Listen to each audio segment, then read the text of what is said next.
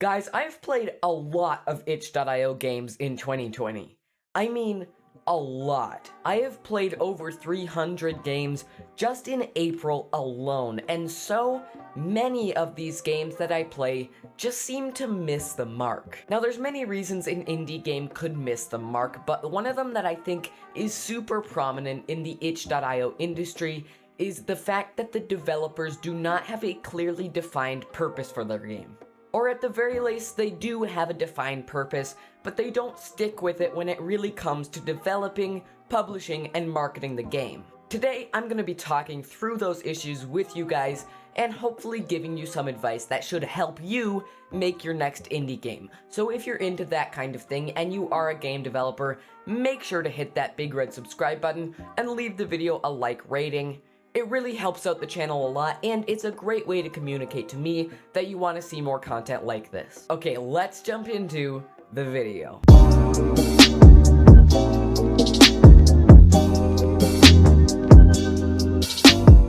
Hey guys, if you're watching this video, then you are probably either a game developer or considering becoming one soon.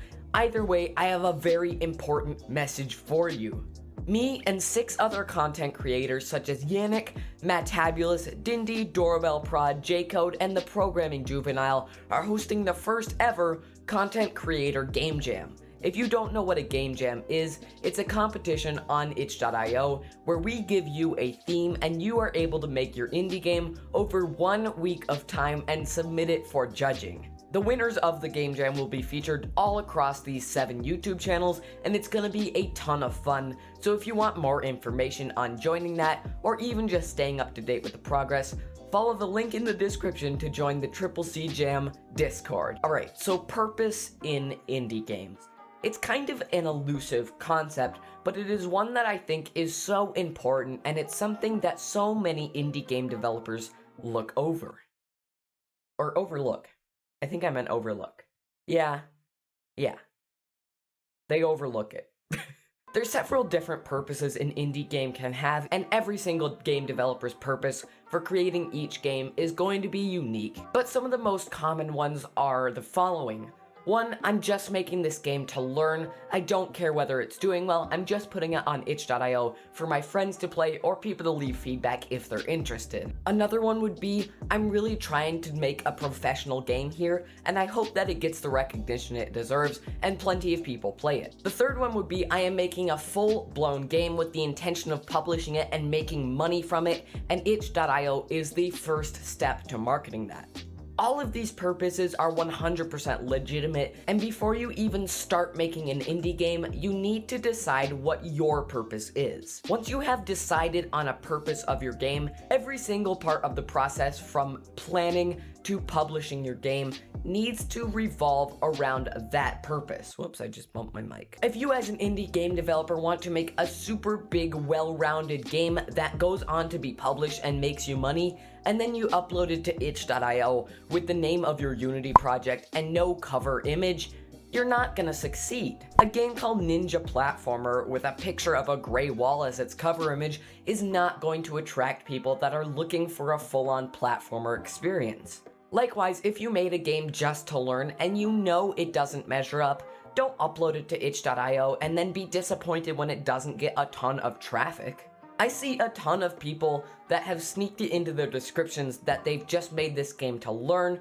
and they know it's not the greatest thing, but they've done all this work on making the cover image beautiful and the title compelling and the description makes you want to play the game, and then when you click on it, it's disappointing. In the end, the game developer doesn't get what they want, and the player sure doesn't get what they want. So guys, have I sold you on this so far? Do you believe that you need to come up with a purpose for your game?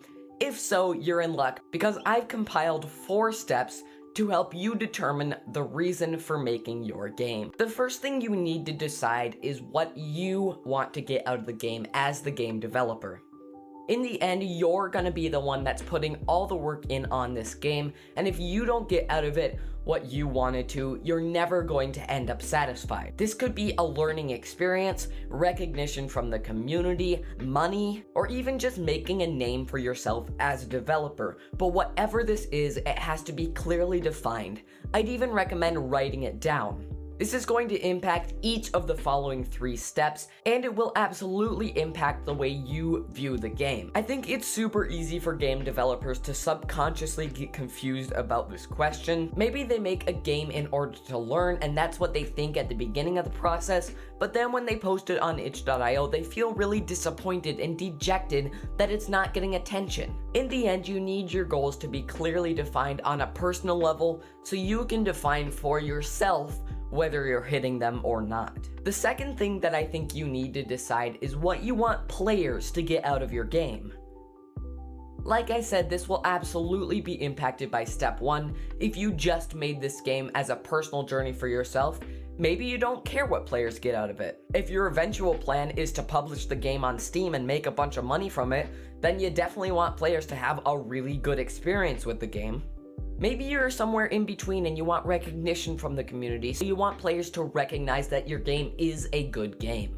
No matter what the case is, it is very important to decide what you want players to get out of the game, because that will impact the way you make the game and the next 2 steps to follow. Number 3, you need to decide where you want this game to lead in the future. Now, I debated whether to put this step in because on some levels it's kind of the same as step 1. You might decide that you want to publish your game on Steam and make a living off of it.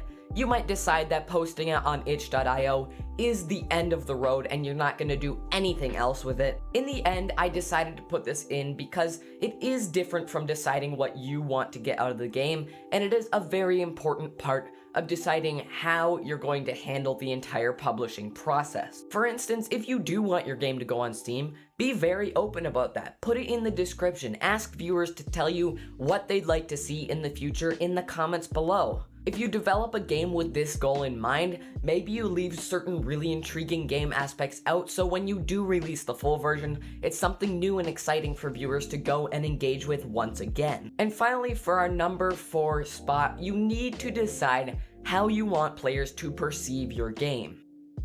Now, this does impact gameplay to an extent, but what I'm really talking about here is how you title your game, the cover image you put on your game, and the description you have on itch.io. It is so important that viewers have an accurate view of what they're about to experience and what you want them to get out of the gameplay experience. In the end, if your goal does in some way involve getting lots of people to play your game, I'd recommend making a super engaging title and cover image for the website, because people are just not gonna click on a game that doesn't have those. But your description needs to be tailor-made to exactly what you want to accomplish with this game. Actually, let's head over to itch.io and take a look at what I mean.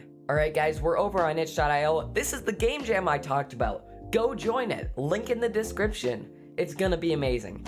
Anyway, the first game I want to look at is Carlson by Danny. Now, I know that a lot of you will recognize this game, but this is a game that knows its purpose and communicates it really well.